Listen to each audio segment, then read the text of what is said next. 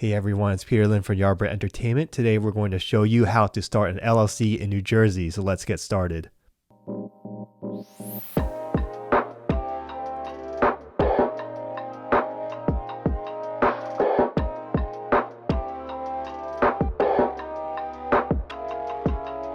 Starting an LLC right here in New Jersey is not difficult at all.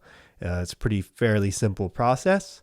But you have to make sure that if you are watching this video from another state, that you check in on your own respective state's laws and regulations. We're also going to include links on all of our resources down in the show notes below. We can go over what an LLC is and why you should have one. If you just want to get into how to do it, you can always just skip to the time code that's listed below and it'll just go right to that part of the video. So let's say you're a musician and you're starting to diversify your portfolio. You have performances, you have education, you have some recording stuff.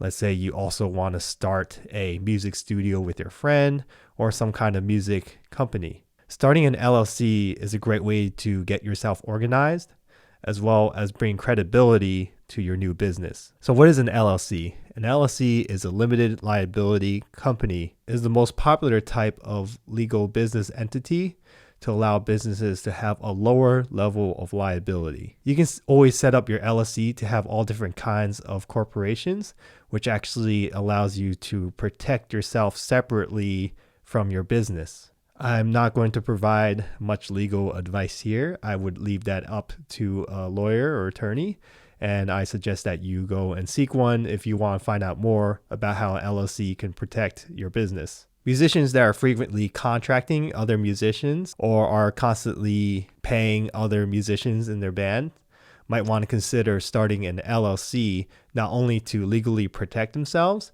but also as a way to deduct items on their taxes. You also will have the ability to start a business bank account, which allows you to separate your personal items from your business expenses. Also, having a business bank account means having a business credit card, which means that you're able to build credit for your business. You can always add a DBA, which means doing business as, which allows you to have different names under the same business in case you are thinking about branching out into different realms. Again, each state has their own laws and regulations regarding LLCs as well as fees. So make sure that you double check in your own respective states. All the classifications of LLCs can get a little bit complicated, so I definitely suggest seeking out some professional help. Those are just a couple of reasons I could think of off the top of my head about why it's important to start an LLC. So now I'll show you how you can start your own LLC right here in Jersey. Now that I'm on the computer, I can show you how you can start your LLC right here in New Jersey. This is done online, as you can tell. We're going to go to the New Jersey portal website. Now, this is actually done through New Jersey Gov. So don't get freaked out if you see NewJerseyPortal.com. It's just the online service that they use. So this is State of New Jersey, Division of Revenue and Enterprise Services, Business Formation. That is what you should be seeing in this top left corner. We will put this link into the show notes so that you can just click right there and bring you right to this page. So what we're going to do is we're going to skip all of this stuff here. We're going to get started. All right, great. Now we're on the business name page. First question to ask, what type of business would you like to form? Now, they're going to give you a ton of options here. The one that's the most common, and I'm guessing you fit right into this category, is New Jersey Domestic Limited Liability Company, LLC. What that means is you operate mainly in the United States, and that you are pretty much the sole owner of your business. Now, you can also have multiple members within an LLC, but inside New Jersey, they actually just consider that a multi-member LLC instead of an LLP. But that's a whole nother conversation. So you're going to click on here. So next what you're going to do is you're going to put in your business name. Do not add that LLC afterwards. That is going to come later in the filing process. So for example, if you, let's say you want to start a music studio. So Joe's Music Studio. Let's see if that's taken. I'm pretty sure it is. Oh wow, never mind. that is not taken, just by the way. All right. So next is going to ask you to select a business designator. What this means is basically what's going to come after the name, like Joe's Music Studio LLC. So for most people, they want to keep it pretty simple. Then they'll just say LLC. To be honest, I'm not sure why you would want to spell it out in different ways. You're going to have to ask someone else about that. But for most of us, it's just going to be LLC. And you just click continue. All right, so now we're on the business data page here. We're going to see that we need to fill in some of these boxes here. There's the employer identification number, NAICS code, duration, and effective date. Now, for these two options here, as you can see, they're optional. So for the EIN number, now usually you get an EIN number after you register your business. So we don't need to fill this out now. I'm not too sure why they have this here. Someone else could explain that better. But here is the NAICS code. Now you could find out what this is. So it's the North American Industry Classification System. It's a number that is used to categorize your business. So what you can do is you can actually search for your particular business. So let's say it's something with music. Let's see what it says here.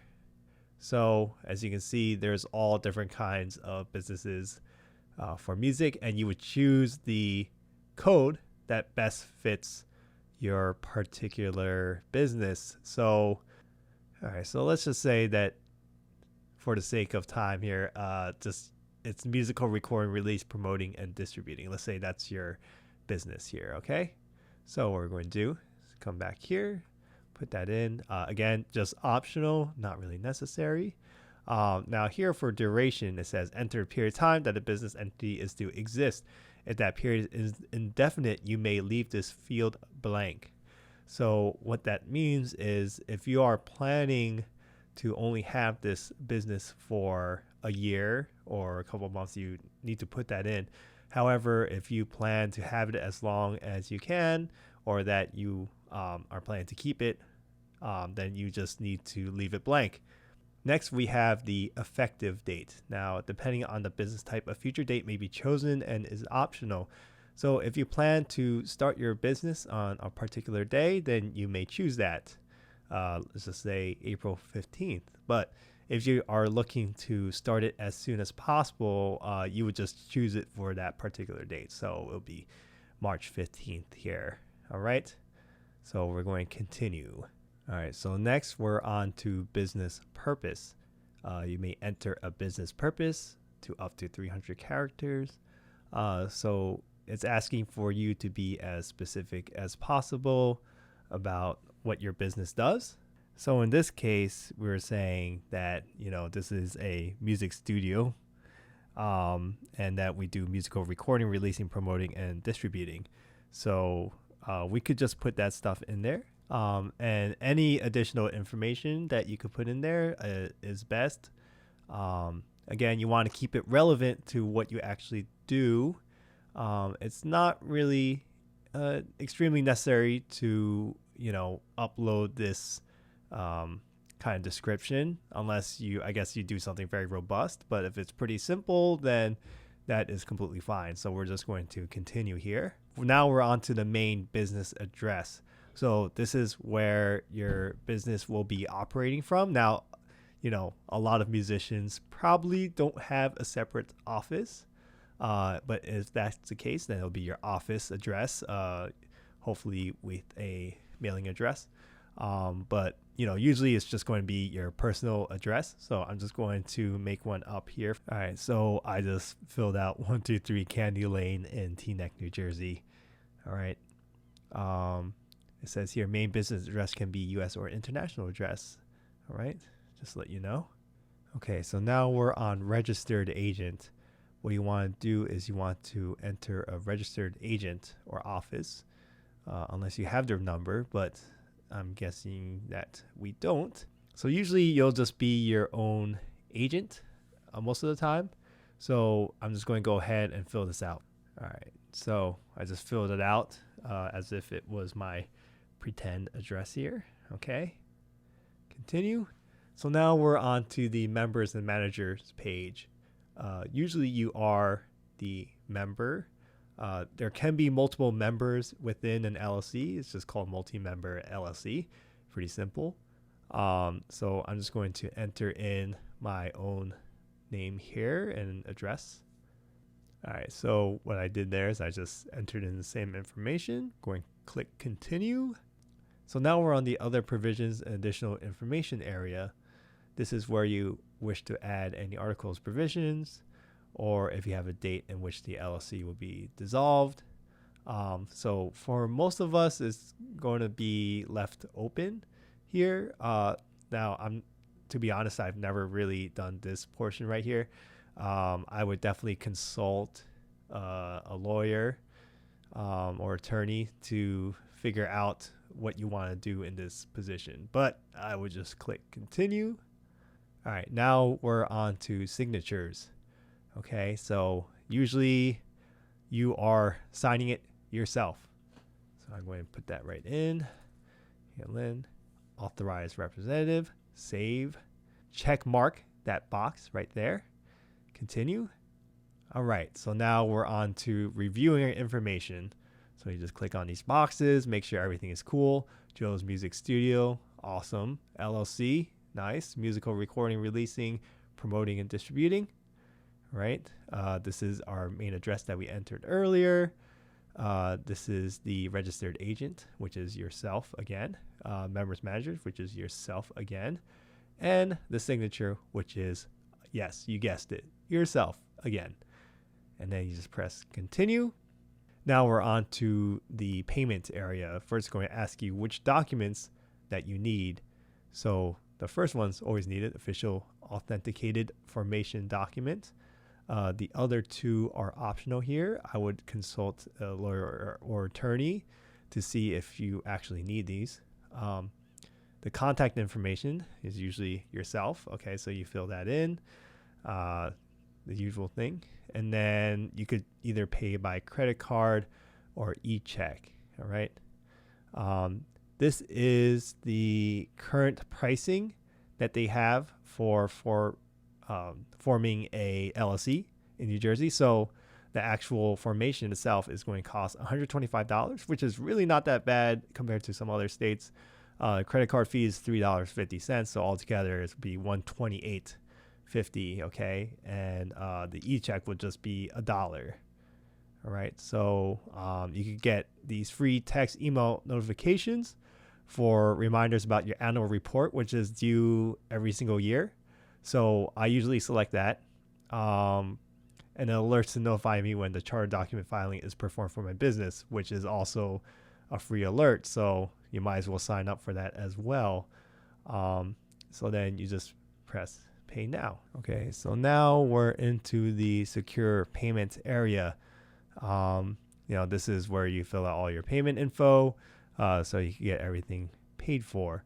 Now, I can't go beyond this point because obviously I am not going to pay for a fake business. So I'm just going to open up some documents that you would usually get right after you make a payment or right after you have formed your business. This is regarding your EIN number. So your EIN number is kind of like the social security of your business. So make sure you keep this in a safe place. You're going to need it when you're either opening up a bank account or doing some taxes and all that kind of stuff.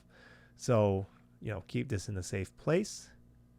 So here we have the certificate of formation, and this is specifically for New Jersey. So sometimes they're going to ask for this particular identification number for your business in Jersey. So you need to keep this as well. Obviously I blurred out our information, but it should look something like this. Okay. And there'll be a stamp of approval on the second page. For my first LLC, I did it through My Company Works. And, what they say that you need after an LLC are the following: organizational meetings, minutes, as well as the LLC operating agreement. So after it becomes an LLC, it must hold what is known as organizational meeting, which basically just says how the business is going to be ran, what are the ways that you're going to split the profit amongst its members, all that kind of good stuff. So you actually, by law, are supposed to be holding this meeting at least once a year. So you just want to make sure that you have that all on paper. Here is the operating agreement for your LLC and what it might look like. We included a template that we found online in the show notes down here. So you need to just go through this, fill out all the necessary information, and you should be good to go. What I'm actually showing you here is it's kind of like a screenshot of the confirmation page that I got right after registering the business. I wanted to make sure that I didn't lose this. But you can see here, there's some next steps that you'll need to register your LLC for tax and employer purposes. Register now, online, or within 60 days of today's date. We'll send you an email reminder of deadline for registering for tax and employer purposes. So they'll give you a little link there. You just got to fill that out. That's also through NJ Portal.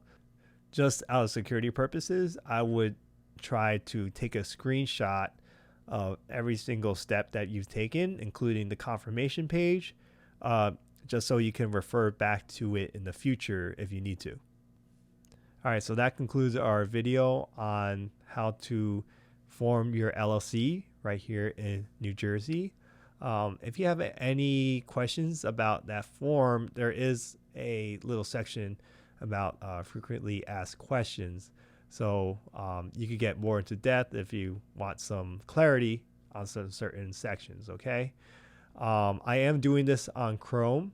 Obviously there's going to be some small differences between browsers, but it should generally run like this.